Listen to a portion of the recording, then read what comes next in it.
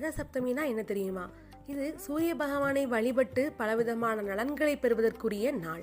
இந்த ஆண்டு ரத சப்தமி பிப்ரவரி 4ஆம் தேதி செவ்வாய்க்கிழமை வருகிறது. புராணத்தின்படி ரிஷி காஷ்யபரின் மனைவி அதிதி கர்ப்பவதியா இருந்த சமயத்துல ஒரு நாள் தன்னோட கணவருக்கு உணவு பரிமாறிட்டு இருந்தாங்க.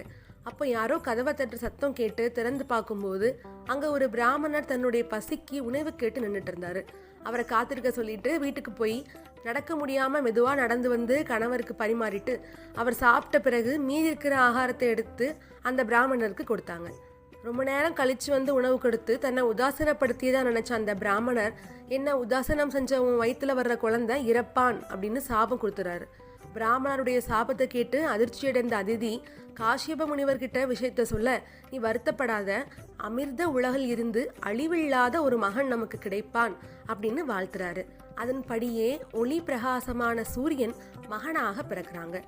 சூரியன் அவதரித்த உத்தராயண காலத்தில் வரும் முதல் சப்தமி அன்று ரத சப்தமி கொண்டாடப்படுது. இதை சூரிய ஜெயந்தி என்றும் சொல்வதுண்டு. 7 குதிரைகள் பூட்டிய தேர்ல சூரியன் உலகத்தை சுற்றி வர்றதுனால திதிகள்ல 7வது திதியான சப்தமியில் சூரியனின் அருளை பெறுவதற்காக விரதம் அனுஷ்டிக்கப்படுகிறது. இந்த ரத சப்தமி நாளானது தியானம், யோகா போன்றவை செய்ய சிறந்த நாளாகும். சூரிய உதயத்தின் போது குளித்து விரதம் அனுஷ்டித்தால் செல்வந்தராக உயர்வார்கள் என்கின்றது புராணம். ரத சப்தமி அன்னைக்கு தஞ்சை சூரியனார் கோவில், திருமலை ஸ்ரீனிவாச பெருமாள் ஆலயங்கள்ல திருவிழா நடக்கும்.